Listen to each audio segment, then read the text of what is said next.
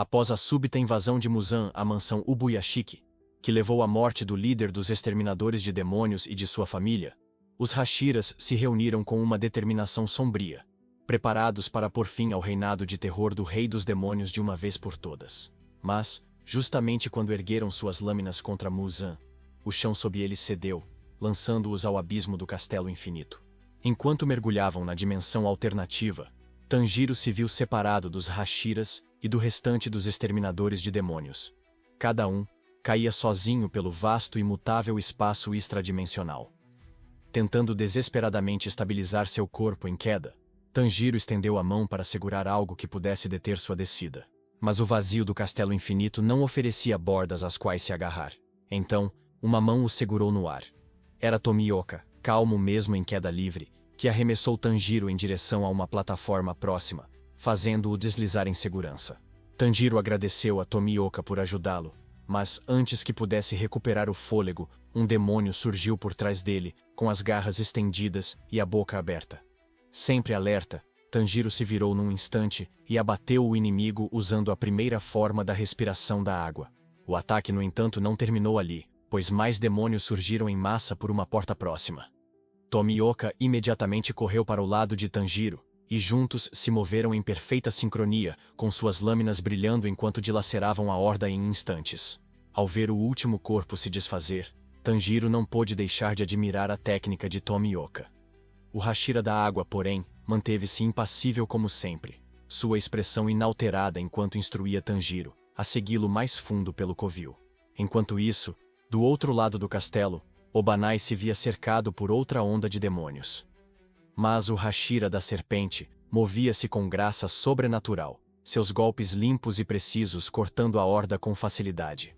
Apertando o punho, advertiu os inimigos para se manterem longe de Mitsuri, que estava ao seu lado, corando e radiante ao ver os atos heróicos de Obanai. Mais adentro na fortaleza infinita, Gyomei e Muishiro avançavam pelos corredores retorcidos, exterminando demônios com força esmagadora. Gyomei notou que até então todos os inimigos tinham nível equivalente aos luas inferiores, prova de que Muzan pretendia esgotá-los antes do confronto final. Os dois relembraram seu líder caído, Kagaya Ubuyashiki. Muichiro se perguntou se seu mestre teria se oferecido como isca para atrair Muzan. Gyomei confirmou em silêncio, logo explicando que ele sabia que seu tempo era curto e escolheu morrer com dignidade, ganhando tempo precioso para o corpo de exterminadores. Um arrepio percorreu a espinha de Muichiro ao lembrar-se das memórias com Kagaya. Nele havia encontrado uma figura paterna, e agora essa ligação havia sido rompida.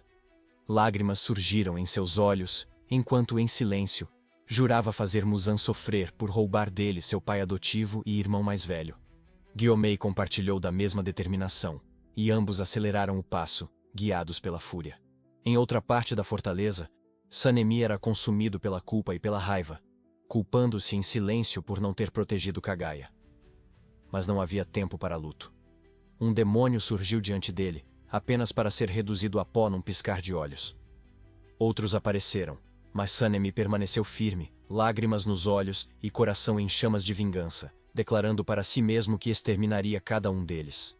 Em outro setor da fortaleza, Inosuke, Genya e Zenitsu avançavam com urgência implacável, determinados a localizar o rei dos demônios em meio ao caos. Mas entre todos eles, foi Shinobu quem primeiro percebeu a presença de algo verdadeiramente sinistro. Um cheiro distinto de sangue a atraiu até uma sala. Ainda se ajustando às dimensões distorcidas da fortaleza, ela abriu cautelosamente a porta, apenas para ser atingida por uma visão horrível. Dentro estavam os corpos mutilados de inúmeras mulheres, e no centro da carnificina estava a Lua Superior 2 Doma, calmamente mastigando um dos cadáveres. A visão paralisou Shinobu. Doma a notou e a cumprimentou com um sorriso sinistro. As memórias dos últimos momentos de Kanae voltaram à tona. Shinobu reconheceu imediatamente o demônio responsável pela morte de sua irmã. Fixando o olhar no inimigo que Kanae havia alertado, ela viu uma das vítimas, ainda viva, estender a mão em busca de ajuda. Doma, indiferente, repreendeu a mulher por interromper o encontro. Shinobu, porém, agiu rapidamente, correndo para ampará-la e perguntar se estava bem. Mas antes que pudesse responder, O ataque de Doma a matou em um estouro grotesco de sangue. Chocada e enojada, Shinobu encarou Doma, que revelou sua arma e se apresentou como líder da fé do paraíso eterno. Falava com calma distorcida, afirmando ser seu dever sagrado devorar seus seguidores para lhes trazer felicidade. Indignada, Shinobu apontou que a mulher claramente sofria, implorando por sua vida. Doma respondeu friamente que havia lhe feito um favor, encerrando seu sofrimento, e que dentro dele ela viveria para sempre, livre da dor e em busca da salvação eterna. Seu discurso distorcido fez o estômago de Shinobu revirar. Ela questionou se ele era sequer são, mas sua hostilidade só o deixou mais intrigado. Doma sugeriu que ela havia passado por algo profundamente doloroso, e com falsa compaixão, a incentivou a abrir o coração. A raiva de Shinobu explodiu. Ela gritou que ele havia assassinado sua irmã, apertando sua lâmina e exigindo saber se ele se lembrava. Os olhos de Doma se estreitaram em reconhecimento. Ele recordou de Kanae, a garota com o estilo da respiração da flor, e comentou como era bondosa e bela, acrescentando com arrepiante pesar que gostaria de tê-la devorado também. Mas antes que terminasse a frase, Shinobu avançou e cravou sua lâmina diretamente em seu olho esquerdo. Imperturbável, Doma retaliou instantaneamente com sua arte demoníaca de sangue. Lótus congelada. O ataque explodiu em flores gélidas, congelando partes das roupas de Shinobu e queimando seu rosto com uma geada. Ela recuou rapidamente, evitando que o frio atingisse seus pulmões.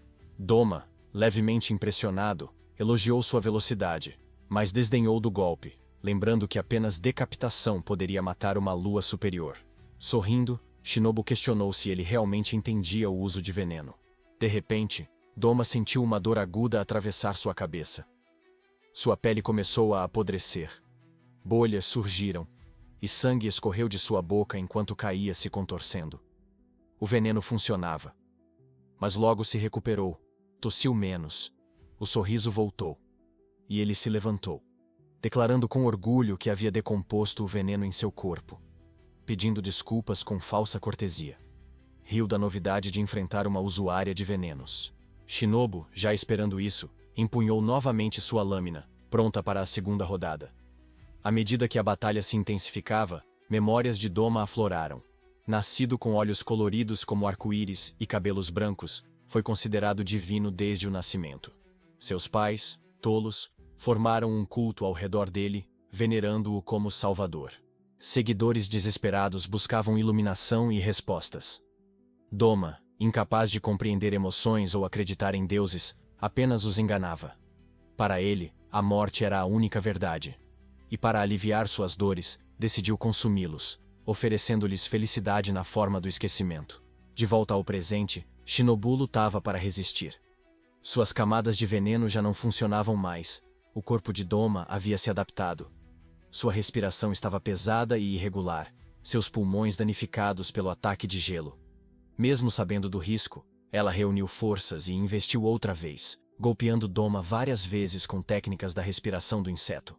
O sangue jorrou do corpo dele, enquanto elogiava sua velocidade, chamando-a de a oponente mais rápida que já enfrentou. Mas, ao recuar, Shinobu sentiu uma dor muito grande. Havia sido atingida também, ferida antes que pudesse reagir. O sangue escorria de seu corpo, e seus joelhos cederam.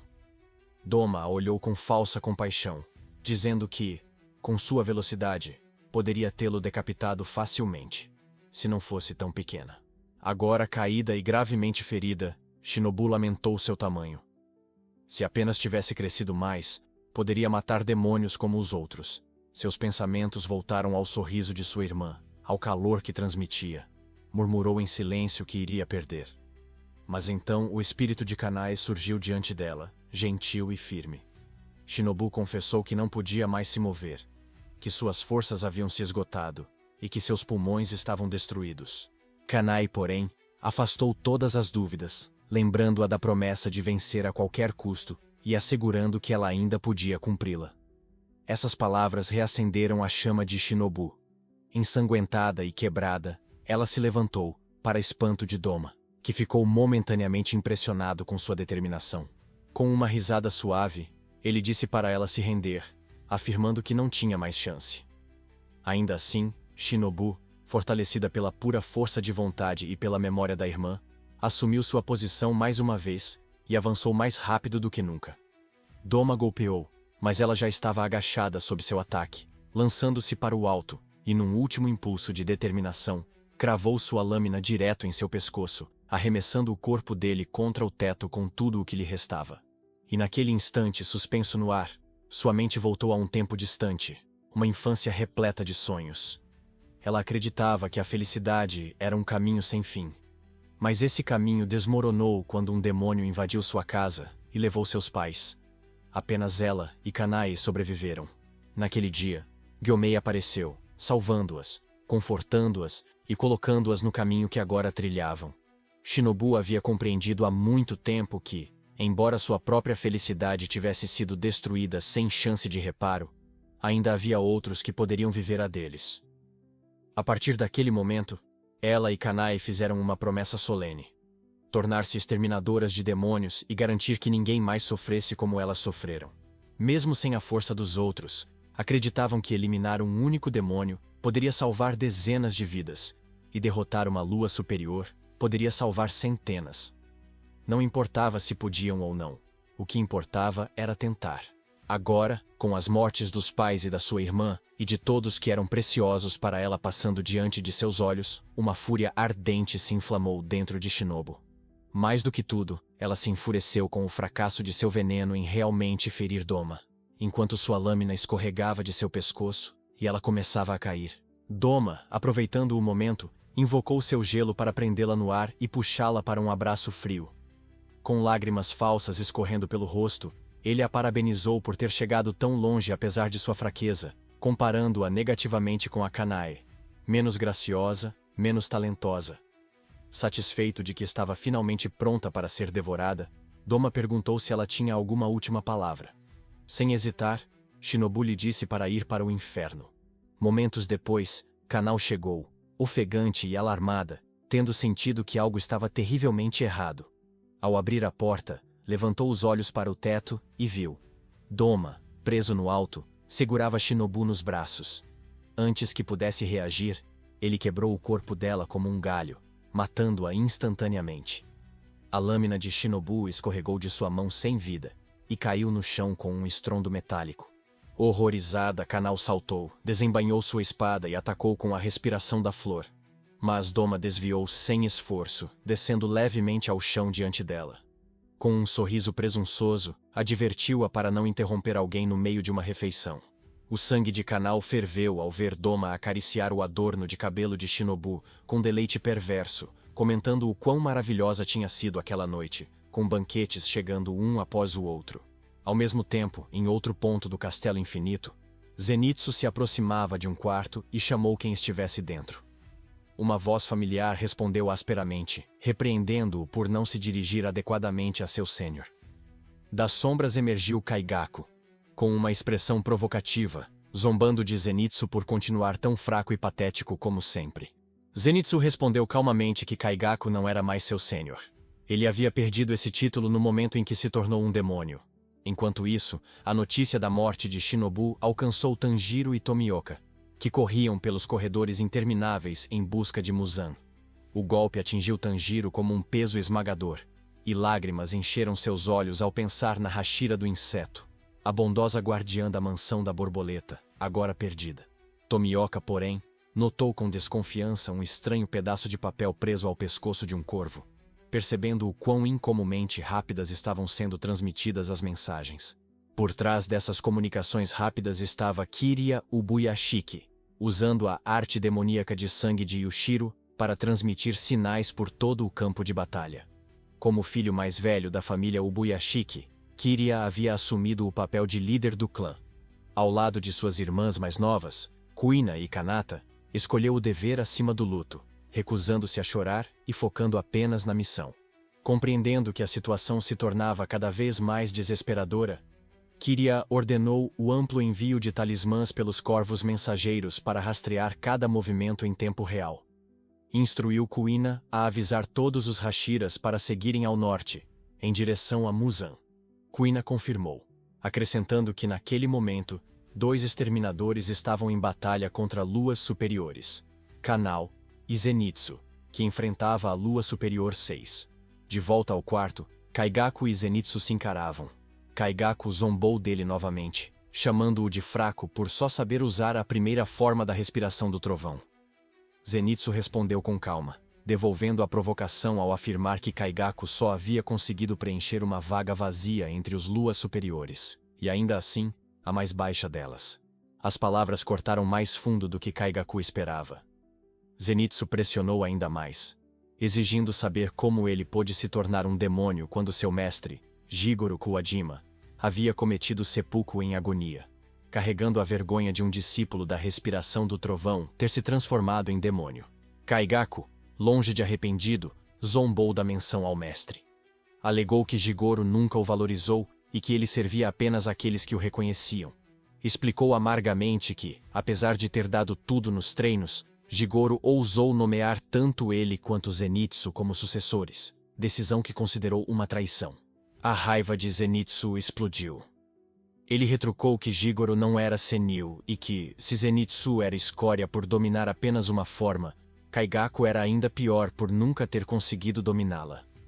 Ficou triste pelo seu mestre ter tido discípulos tão ingratos para carregar seu legado.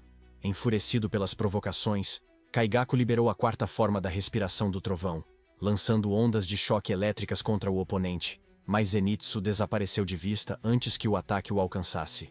Surgindo atrás dele, Zenitsu sussurrou que ele era lento demais. Os olhos de Kaigaku se arregalaram de choque ao perceber que seu pescoço já havia sido cortado. Não conseguia acreditar na velocidade em que Zenitsu havia se movido. Não parecia natural. Por um breve momento, Kaigaku recordou-se de um encontro sombrio. Sua submissão a Kokushibo, a Lua Superior 1. Naquela ocasião, ajoelhou-se sem vergonha diante de um poder esmagador. Kokushibo lhe ofereceu o sangue de Muzan, e Kaigaku aceitou. No instante em que o bebeu, seu corpo queimou, cada célula gritando em terror enquanto se transformava. Ainda assim, comparado àquela dor, enfrentar Zenitsu agora parecia menos assustador. Apesar do crescimento de Zenitsu, Kaigaku acreditava que ele continuava sendo um covarde. Um homem que chorava e faltava a verdadeira determinação. Furioso, gritou que ambos mereciam morrer, liberando uma enxurrada de formas da respiração do trovão. Sua lâmina cortou o rosto de Zenitsu e dilacerou seu corpo. Cada golpe fundido a sua arte demoníaca de sangue.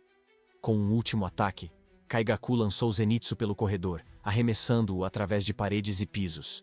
Enquanto Zenitsu despencava, Kaigaku zombou, afirmando ser especial, ao contrário dele. O momento trouxe a Zenitsu uma lembrança. As provocações constantes de Jigoro, incentivando-o a aprender com seu companheiro. Mas, naqueles dias, Kaigaku sempre entrava em conflito com os outros, despertando ressentimento por sua arrogância e incapacidade de dominar sequer a forma mais básica do estilo. Zenitsu sempre soube que Kaigaku o odiava por ter dominado a primeira forma, e na verdade, ele também havia nutrido ressentimento. Mas, no fundo, ainda respeitava a dedicação de Kaigaku. Para ele e para Jigoro, Kaigaku havia sido alguém especial. Mas Kaigaku nunca se sentiu satisfeito, e esse vazio o levou por esse caminho sombrio.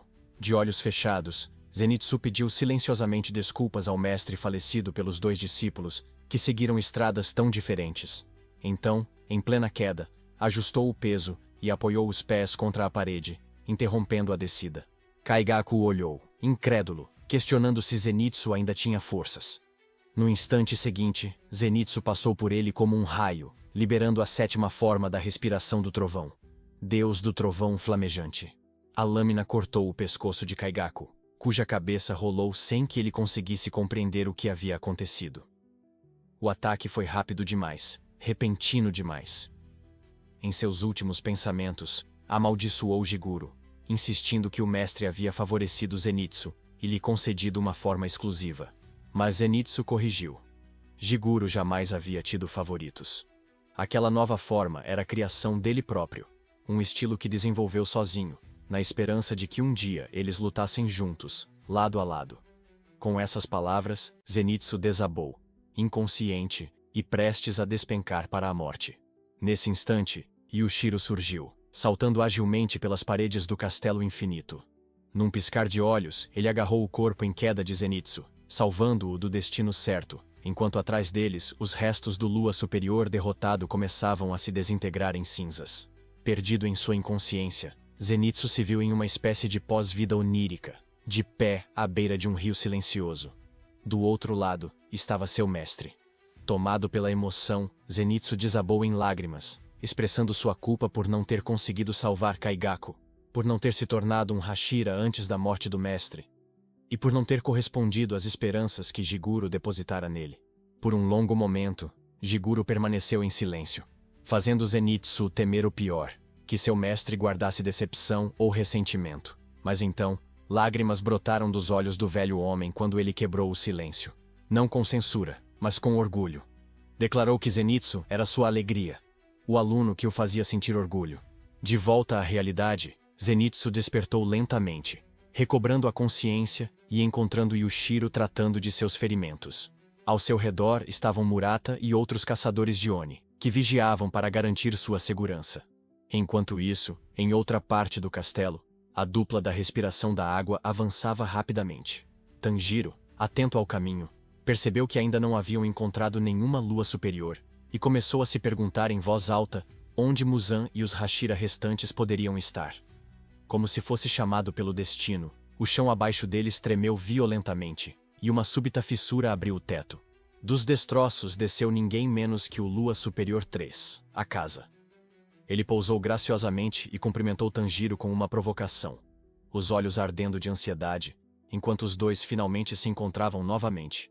Sem perder tempo, a casa lançou um soco poderoso contra Tanjiro, que desviou girando no ar e executando a dança do Deus do Sol, roda de fogo. Com um giro ágil, ele agarrou o braço de Akaza em pleno movimento e, usando toda a força, o decepou com sua lâmina. Após acertar um golpe em um Lua Superior, a confiança de Tanjiro cresceu, mas apenas por um instante, pois Akaza já havia regenerado e contra-atacado com um soco brutal giratório. Tanjiro se abaixou por pouco, escapando por um tris, mas conseguiu revidar com um corte no rosto de Akaza. Akaza parou, estreitando o olhar.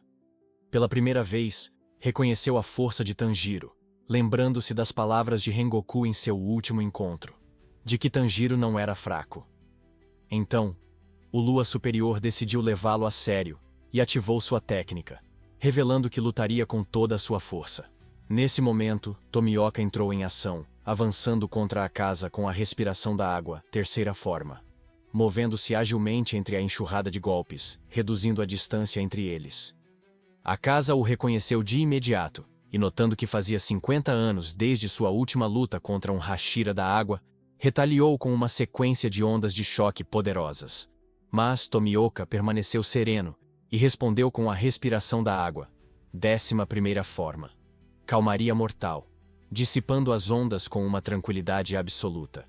Os olhos de Akaza brilharam de curiosidade, impressionado com uma técnica que jamais havia presenciado, já que o último Hashira da água que ele havia derrotado não a possuía. Aproveitando a distração, Tanjiro tentou um ataque surpresa mirando o pescoço do inimigo. Mas o Lua Superior desapareceu e reapareceu atrás dele em um clarão, pronto para decapitá-lo.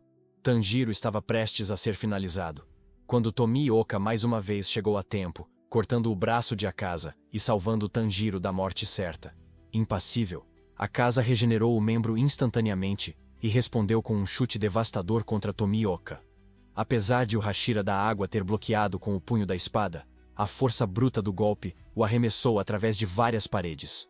Enquanto Tanjiro gritava por Tomioka, Akaza reapareceu diante dele, já ciente da identidade do Hashira. Sem hesitar, Tanjiro ativou a dança do Deus do Sol mais uma vez e colidiu diretamente contra o demônio. Porém, Akaza recebeu o ataque de frente. O impacto levantou destroços, mas mal deixou marcas em seu corpo. Tanjiro, por outro lado, foi lançado contra a parede. De pé entre a poeira, Akaza sorriu, elogiando o crescimento de Tanjiro. Recordou que, em seu primeiro encontro, o garoto mal valia a pena ser notado, frágil e fraco. Mas agora, havia crescido consideravelmente. Mesmo assim, Akaza fez uma observação cruel, dizendo que a morte de Rengoku foi necessária. Segundo ele, o Hashira das chamas já não tinha espaço para crescer, e se agarrava ao ideal inútil de permanecer humano. A afronta fez o sangue de Tanjiro ferver. Ele exigiu que a casa retirasse suas palavras, mas o demônio pareceu confuso, acreditando que havia feito um elogio. Tanjiro gritou de volta, acusando-o de sempre zombar e menosprezar aqueles contra quem lutava. A casa, no entanto, explicou sua filosofia.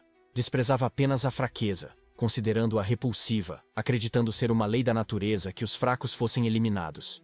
Tanjiro, porém, refutou essa crença. Afirmou que estava ali, diante dele, apesar de já ter sido fraco um dia.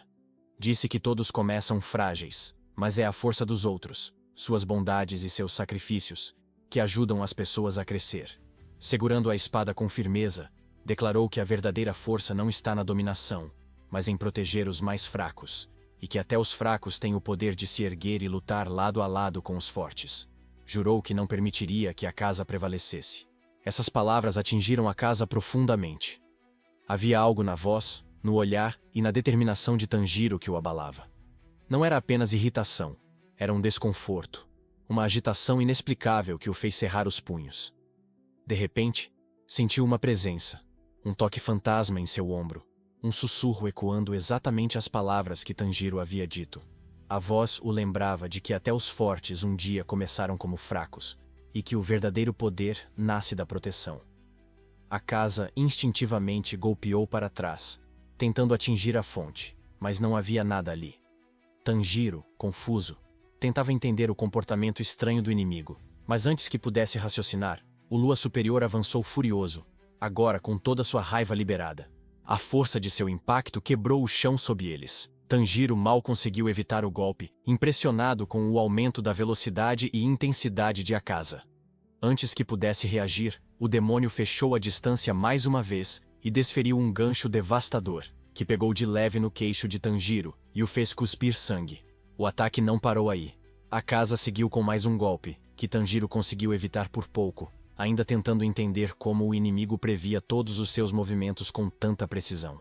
Cada ataque mirava pontos vitais, como se os punhos de Akaza fossem guiados por instinto aos locais mais fatais. Desesperado para compreender, Tanjiro relembrou a luta de Akaza contra Rengoku, tentando extrair uma pista. Mas antes que pudesse concluir, o inimigo lançou um chute contra ele. Tanjiro desviou novamente e contra-atacou com a dança do Deus do Sol, mas Akaza agarrou sua lâmina em pleno movimento. Preso, Tanjiro lhe deu uma cabeçada em desespero, mas isso mal afetou o demônio. Sorrindo com crueldade, Akaza manteve o aperto firme. Nem mesmo um chute desesperado em seu queixo foi suficiente para soltá-lo. A lâmina começou a ranger sob a pressão, a segundos de se partir. De repente, as mãos de Akaza foram decepadas. Tanjiro recuou cambaleando e olhou para cima. Era Tomioka, ele havia retornado. E agora ostentando em sua face a marca dos caçadores de Oni, o Hashira da água havia despertado todo o seu potencial. Ele avançou novamente contra Akaza, liberando a respiração da água, a quarta forma, e voltou a cortar o braço do inimigo, embora não sem receber um corte profundo na cabeça em troca. À distância, Tanjiro observava com admiração e preocupação. Mesmo com a nova velocidade e poder de Tomioka, Akaza se adaptava rapidamente. Sua capacidade de se ajustar era aterrorizante. Tanjiro então soube. Se a batalha se prolongasse, estariam em sérios apuros. A chance de deter Muzan poderia escapar por completo. Sua mente corria, tentando decifrar o método de Akaza de rastrear seus movimentos com tanta perfeição. Ele se lembrou de algo que Akaza havia dito sobre espírito de combate, e refletiu sobre o significado daquilo. Foi então que uma lembrança veio à tona. Uma conversa com Inosuke, na mansão da borboleta. Inosuke havia mencionado certa vez que conseguia sentir o espírito de luta como uma picada, uma sensação instintiva de onde o inimigo atacaria. Ele afirmava que, ao suprimir a intenção de matar, era possível se aproximar sem ser detectado. Na época, Tanjiro achou a ideia absurda. Afinal, como derrotar um demônio sem intenção? Mas agora, no calor da batalha, aquela lembrança reacendeu uma faísca. Talvez houvesse verdade na loucura de Inosuke. Talvez Akaza não estivesse lendo os movimentos físicos, mas sim a intenção. E se fosse isso, suprimi-la poderia ser a chave para neutralizar a sua técnica. Enquanto Tomioka e Akaza trocavam golpes ferozes, Tanjiro voltou à realidade. Viu uma abertura e avançou contra o pescoço exposto de Akaza. Mas o Lua Superior, Prevendo o movimento, agarrou sua espada no ar e contra-atacou, zombando dele por ser tão previsível. Tanjiro mal conseguiu evitar o pior. Recebendo um corte na barriga, Tomioka voltou imediatamente, lutando com a casa enquanto Tanjiro cambaleava para trás, segurando o ferimento. Mas, mesmo através da dor, uma realização profunda cristalizou em sua mente. Algo essencial, uma possível resposta para tudo. Sua lembrança o levou ao passado, quando ele perguntou ao pai como ele conseguia executar a dança do Deus do Sol. Mesmo quando criança, Tanjiro já percebia o quão exaustivo era o ritual, que consistia em executar as 12 formas do pôr ao nascer do sol. Ele temia pela saúde do seu pai. Mas o seu pai Tanjiro apenas sorria e explicava que nunca achava difícil.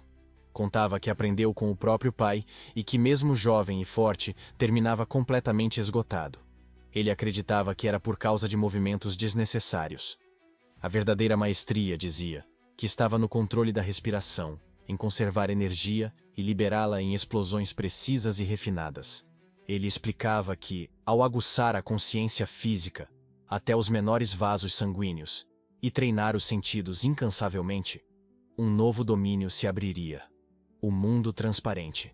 Não era um dom concedido, mas conquistado com disciplina e clareza mental. Quando Tanjiro perguntava se um dia alcançaria esse nível, seu pai pousava a mão em sua cabeça e garantia que, com dedicação, sim. Pouco antes de sua morte, numa noite nevada, Tanjiro acordou de repente e pediu que o filho o acompanhasse até lá fora. Meio adormecido, o menino obedeceu.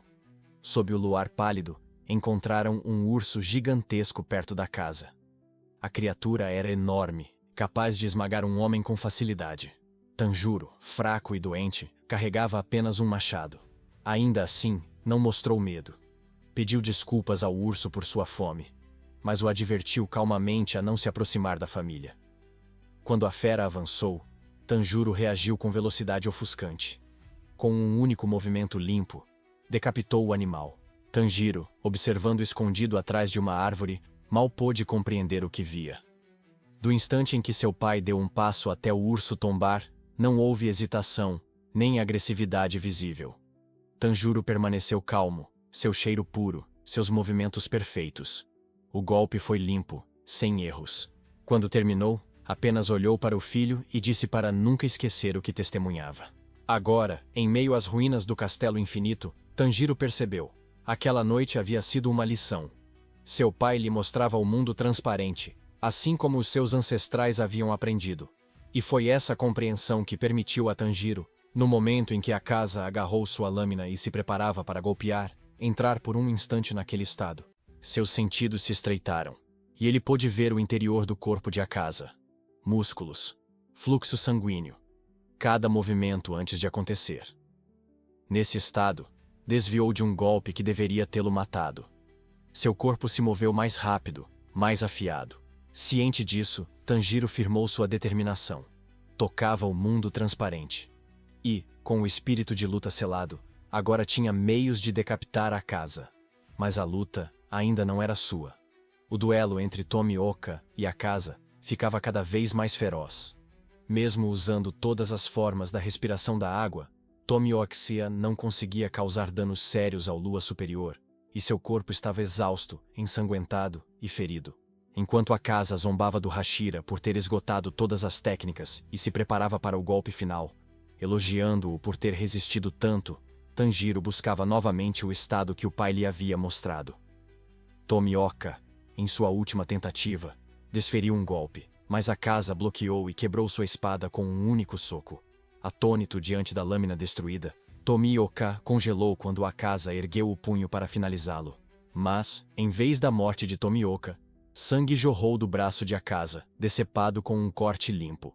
Virou-se, surpreso, para ver Tanjiro ao seu lado, calmo e silencioso, com uma presença completamente diferente de antes. Tomioka, ofegante, também percebeu. A aura, a postura e até a respiração de Tanjiro haviam mudado. Ele já não parecia o garoto que lutava para acompanhar a batalha momentos antes. O instinto de Akaza gritava. Aquilo não era uma mudança comum. Ele ativou imediatamente a forma final da sua técnica da bússola e liberou uma enxurrada de ondas de choque explosivas em todas as direções. Tomioka, em pânico, pensou se conseguiria resistir usando a calmaria mortal.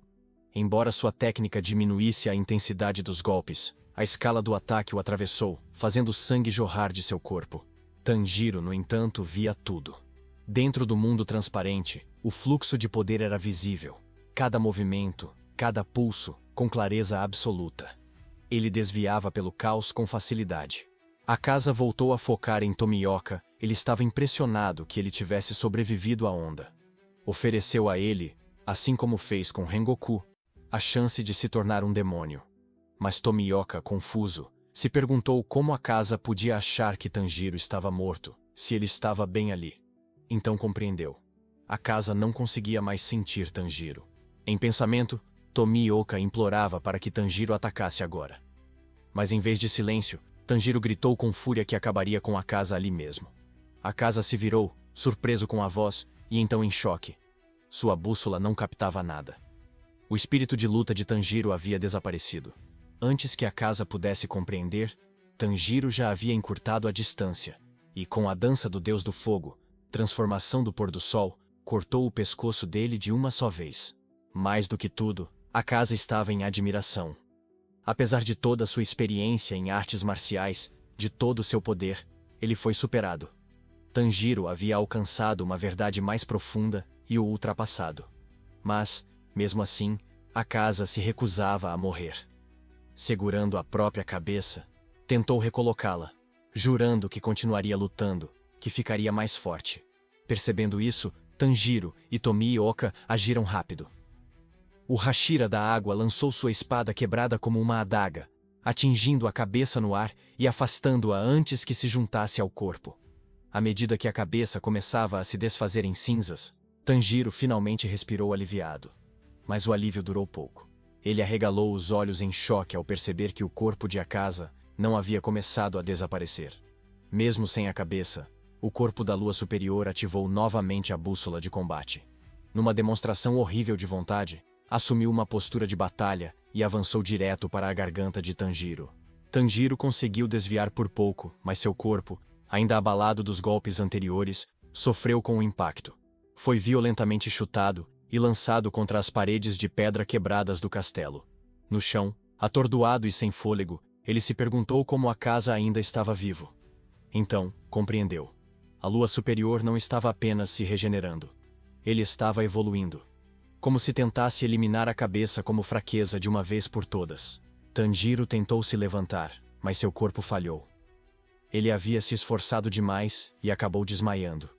Ao ver a casa avançando para acabar com um Tanjiro, Tomioka entrou em ação, pegando sua espada quebrada e gritando para a lua superior enfrentá-lo primeiro, se quisesse alcançar Tanjiro. Naquele momento, uma voz ecoou na mente de Akaza. Um sussurro sobre o espírito inabalável de um verdadeiro guerreiro. Ele a ignorou, dando passos à frente para concluir o que havia começado. Mas, de repente, foi interrompido. Uma visão de uma jovem mulher surgiu diante dele. Suas mãos seguravam seu punho, e sua voz chorosa o implorava para parar. Ela o chamava de Hakuji. Akaza recuou, confuso e furioso, exigindo que ela o soltasse e explicasse quem era. Mas a mulher apenas continuava a suplicar, pedindo que ele fosse com ela, que abandonasse aquele caminho e a acompanhasse para o outro lado. Ele recusou. Queria ficar. Queria matar Tomioka e Tanjiro. Quando perguntava o porquê, respondeu sem hesitar. Porque ele precisava se tornar mais forte para levar remédios para seu pai. E então, a névoa retornou. Memórias há muito tempo enterradas começaram a emergir. Ele lembrou-se de quando não era Akaza, mas sim Hakuji. Um garoto desesperado de 11 anos. Um menino que roubava para sobreviver. Não para ele, mas para manter seu pai doente e vivo.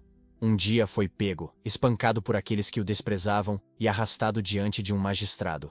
Como punição por seus crimes repetidos, foi tatuado como criminoso, avisado de que da próxima vez perderia uma mão. Amarrado e ensanguentado das chicotadas, Hakuji apenas riu e zombou da ameaça. O magistrado, irritado pelos crimes de um garoto tão jovem, não acreditava que a punição não fosse suficiente para quebrá-lo. Murmurou que Hakuji devia ser uma criança demônio, para suportar espancamentos que fariam homens adultos desmaiarem. Hakuji saiu do local sem se importar com o insulto. Na verdade, até achou engraçado. Afinal, ele já havia nascido com dentes afiados como presas.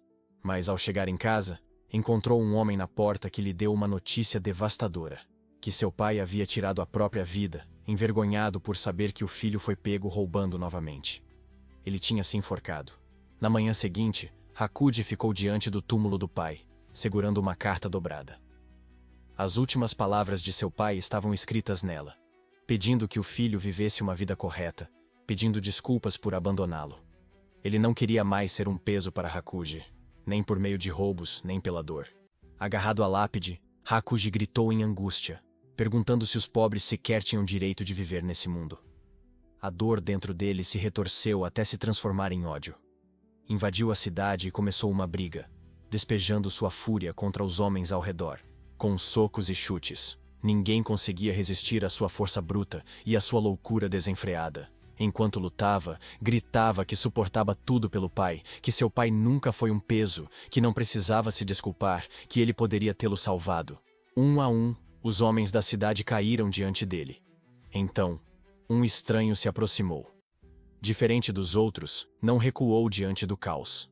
Pelo contrário, elogiou Hakuji por ter derrotado 7 homens adultos com as próprias mãos e perguntou se ele gostaria de treinar em seu dojo, já que não tinha alunos. Ainda tomado pela raiva, Hakuji o ameaçou, cuspindo veneno em suas palavras. Disse que se não calasse a boca, o mataria. E avançou contra ele sem hesitar. Mas o homem desviou com facilidade, e com uma enxurrada de golpes rápidos, derrubou Hakuji no chão. Quando acordou, Hakuji estava dentro de um dojo modesto. O homem se apresentou como Keizo e explicou que ensinava artes marciais de combate desarmado, o estilo Soryu. Como não tinha alunos, sobrevivia com trabalhos braçais. Enquanto Hakuji, ainda grogue, o acompanhava para fora, Keizo explicou que sua nova tarefa seria cuidar de sua filha doente enquanto ele trabalhava. Era um trabalho árduo, que antes ficava a cargo da esposa, até que ela se suicidou, incapaz de suportar o fardo. Chocado, Hakuji perguntou se Keizo realmente deixaria um criminoso sozinho com sua filha. Mas Keizo apenas sorriu e respondeu que, já que Hakuji havia levado a surra de sua vida, não havia motivo para se preocupar. E naquele instante, ainda em meio à luta contra Tanjiro, a casa percebeu o verdadeiro motivo pelo qual odiava tanto o garoto. Porque Tanjiro o lembrava de Keizo, da vida que ele havia perdido. A memória continuou. Hakuji conheceu então a filha de Keizo, Koyuki, frágil e acamada. Seu estado lembrava os últimos dias de seu pai. Keizo a apresentou com carinho antes de sair para trabalhar, confiando em Hakuji para cuidar dela. Desde aquele dia, Hakuji permaneceu ao lado dela. Cuidava de suas necessidades diárias, trocava as roupas da cama, enxugava o suor, dava-lhe água, a ajudava com as crises da sua doença, sem reclamar. Seu corpo endurecido de anos de sofrimento, lidava com a tarefa sem dificuldade. E depois de cuidar do pai, nada disso o abalava. Uma noite, Koyuki pediu gentilmente que ele fosse assistir aos fogos de artifício. Mas Hakuji recusou, dizendo que iriam juntos quando ela melhorasse. Koyuki chorou, e as lágrimas a deixaram ainda mais delicada diante de seus olhos. Com o tempo, cuidando dela e treinando com Keizo, o buraco em seu coração começou a se fechar. Anos se passaram. Aos 18 anos, Hakuji viu Koyuki, agora com 16, se recuperar. Ela podia andar, rir, viver como qualquer garota. Sua vida estava novamente cheia de luz. Um dia, Keizo o chamou para a sala principal do dojo. Lá, sentado diante dele, pediu que se tornasse seu sucessor e se casasse com sua filha. Hakuji ficou sem palavras. Ele, um criminoso marcado, um delinquente. Nunca havia imaginado um futuro, muito menos um onde seria amado. E agora esse futuro estava diante dele. Uma vida justa, como seu pai desejava. Com a cabeça baixa em gratidão, Hakuji jurou em silêncio proteger Keizo e Koyuki a qualquer custo. Foi até o túmulo do pai, orgulhoso, contar que em breve se casaria. Mas ao voltar, encontrou uma cena terrível. Aldeões reunidos diante do dojo, e uma sensação de presságio lhe tomou o peito. Seu maior medo se confirmou. Homens do dojo de Kenjutsu rival haviam envenenado o poço que abastecia a água do lugar, motivados pelo rancor de nunca conseguirem vencer Keizo ou Hakuji em combate. Tudo para tomar as terras. Dentro do dojo, Hakuji encontrou os corpos ensanguentados e sem vida de Keizo e Koyuki estirados no chão. Ele caiu de joelhos, com um vazio e dor. Mais uma vez, havia falhado. Mais uma vez, chegava tarde demais para proteger aqueles que lhe deram tudo. As palavras que havia dito a Koyuki ecoaram em sua mente, que um dia assistiriam juntos aos fogos de artifício. Ele se lembrou nitidamente daquela noite. O brilho suave no céu, a voz delicada dela perguntando se ele se lembrava da promessa. Ela lembrava, mesmo quando achava que não sobreviveria por mais um ano. Disse que a promessa deu a ela algo em que acreditar. Corando, segurou a mão dele e pediu que fosse seu marido. Sob aquele céu iluminado, Hakuji prometeu protegê-la. Agora, aquela promessa estava quebrada. Após perder novamente as pessoas que amava, a loucura o dominou. Tomado pela fúria, lançou um ataque selvagem contra o dojo rival, massacrando 67 homens com as próprias mãos. As paredes ficaram cobertas de sangue. Cérebros, órgãos e membros espalhados pelo chão e pelo teto em padrões grotescos. A única empregada que presenciou a cena perdeu a sanidade só de ver aquilo. O massacre foi tão impensável que os registros foram considerados um mito por 30 anos antes de serem apagados completamente. Coberto de sangue e enlouquecido pela dor, Hakuji vagueou sem rumo até cruzar uma ponte de madeira. Lá, aguardava um homem vestido de preto. Atraído pelos rumores de um massacre além da capacidade humana, esse homem esperava encontrar um demônio, mas encontrou apenas um homem. Decepcionado, perfurou o crânio de Hakuji com a mão e revelou seu plano de formar um grupo de 12 demônios de elite. Perguntou se Hakuji suportaria o sangue necessário para se juntar a eles. Mas Hakuji já não se importava. Sem nada mais a proteger e sem vontade de viver, aceitou. Assim nasceu a casa. Ele perdeu suas memórias, seu nome, seu propósito. Mas no fundo, permaneceu o desejo de se tornar mais forte. Não por alguém, não para proteger, mas porque a dor era tudo o que lhe restava. Por mais de um século, a casa cometeu atos de brutalidade sem sentido. E no fim, até ele enxergou com clareza. Sua vida não passava de uma piada triste e patética, um ciclo sem propósito de violência. Lamentou não poder alcançar o céu como seu pai, Keizo ou Koyuki, e amaldiçoou Tanjiro e Tomioka por o arrastarem de volta aquelas memórias. Nesse instante, Tanjiro despertou, com os olhos arregalados. Ele percebeu que havia desmaiado em meio à batalha. A cabeça de Akaza já estava quase totalmente regenerada. Sem tempo a perder, Tanjiro avançou, decidido a terminar aquilo. Mas, ao golpear, sua espada escorregou de sua mão. Sem outra opção, Tanjiro fechou o punho e acertou Akaza com um soco no rosto. Quando o punho de Tanjiro se conectou com o rosto de Akaza, um lampejo de reconhecimento surgiu dentro do Lua Superior. Por um instante, não era Tanjiro que ele via, mas seu mestre Keizo. Naquele momento, Akaza finalmente compreendeu por que sempre desprezava os fracos. Não era a força que ele odiava, era a impotência. A impotência que sentiu quando menino, incapaz de salvar o pai. A impotência que voltou quando encontrou Keizo e Koyuki mortos. E a impotência que o consumiu todos os dias desde que se tornou um demônio. Ele havia tomado a arte marcial de seu mestre, o legado de Keizo, e a transformado em uma arma de massacre. Havia pisoteado o último desejo de seu pai, viver uma vida justa. Agora, com a clareza atravessando a névoa de séculos, Akaza entendeu quem ele realmente precisava derrotar. Enquanto isso, Tanjiro ficou diante do demônio em ruínas, com os olhos arregalados ao sentir algo horrível. A postura de Akaza mudou. Ele estava prestes a liberar a mesma técnica que havia ceifado a vida de Rengoku. O olhar de Tanjiro correu até Tomioka, que estava enfraquecido e diretamente no caminho do ataque. Sem hesitar, Tanjiro avançou, envolveu a cintura do Hashira da água com os braços e lançou ambos para fora do alcance. Enquanto rolavam pelo chão, Tanjiro olhou para cima e o que viu o deixou atônito. Akaza, em vez de persegui-los, sorriu levemente. Não era um sorriso distorcido ou zombeteiro. Era pacífico. Então o ataque explodiu. Uma onda de destruição engoliu a câmara, despedaçando pedra, madeira e carne. Quando a poeira baixou, o corpo de Akaza estava destroçado e retorcido, uma sombra brutal do que havia sido. Tanjiro o encarou incrédulo, com o coração acelerado.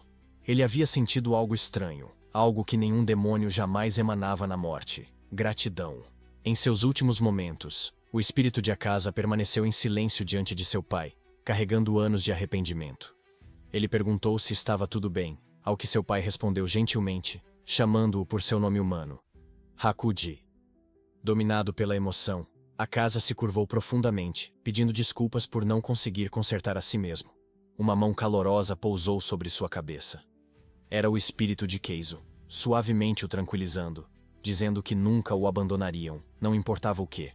Mesmo ele não podendo alcançar o mesmo paraíso em que agora estavam. Quando Akasa clamou por seu mestre, outra presença surgiu sobre ele. A sombra de Muzan rastejou para dentro de sua consciência, agarrando o último resquício de sua mente, lembrando-o do juramento. Ficar mais forte, continuar lutando, nunca parar até destruir todos. O sufocante controle familiar voltou, e o corpo de Akasa no campo de batalha começou a regenerar novamente. Sua boca formava um novo voto: manter a promessa e matar todos que cruzassem seu caminho. Mas, quando a fúria começou a crescer outra vez, algo o interrompeu. Uma mão suave e familiar tocou seu rosto. Era Koyuki. Com um sorriso doce, ela agradeceu, chamando-o de Hakuji, e disse que ele já havia feito o suficiente. Por um momento, tudo ficou em silêncio. A voz de Muzan ainda ecoava, exigindo obediência, mas começou a desaparecer ao fundo. Dessa vez, Akasa não ouviu. Ele se voltou para ela e estendeu a mão, não como Lua Superior 3, não como demônio, mas como o humano que foi um dia, Hakuji. Seus braços envolveram Koyuki, agarrando-a como se nunca quisesse soltá-la. Em meio a soluços, ele implorou perdão por não tê-la protegido, por ter quebrado a promessa, por tê-la esquecido por tanto tempo. Mas Koyuki apenas sorriu com ainda mais ternura através das lágrimas, assegurando-lhe que estava feliz por ele se lembrar. Que mesmo após todos aqueles anos, mesmo após a escuridão, ele havia encontrado o caminho de volta a eles. E agora, ela o recebia, não como Akasa, mas como seu marido, Hakuji. As palavras dela alcançaram o fundo de sua alma, interrompendo a regeneração. A maldição do sangue de Muzan se desfez. Sua vontade de lutar desapareceu, e por fim, Akasa deixou tudo ir. Enquanto seu corpo se desfazia em cinzas, Tanjiro observava em silêncio, sentindo o peso do encerramento em seu peito. A batalha havia terminado finalmente. Mas o custo de tudo caiu sobre os dois caçadores de demônios. Seus corpos, destruídos e exaustos além dos limites, cederam. Com o último fio de fôlego, Tanjiro e Tomioka desmoronaram, consumidos pela exaustão. Momentos depois, a notícia da derrota da Lua Superior 3 se espalhou rapidamente pelos corredores do Castelo Infinito, levada pelos corvos mensageiros. E, muito distante dali, envolto em silêncio, Kokushibo, a Lua Superior 1, também sentiu. Uma presença que ele conhecia por séculos havia desaparecido silenciosamente.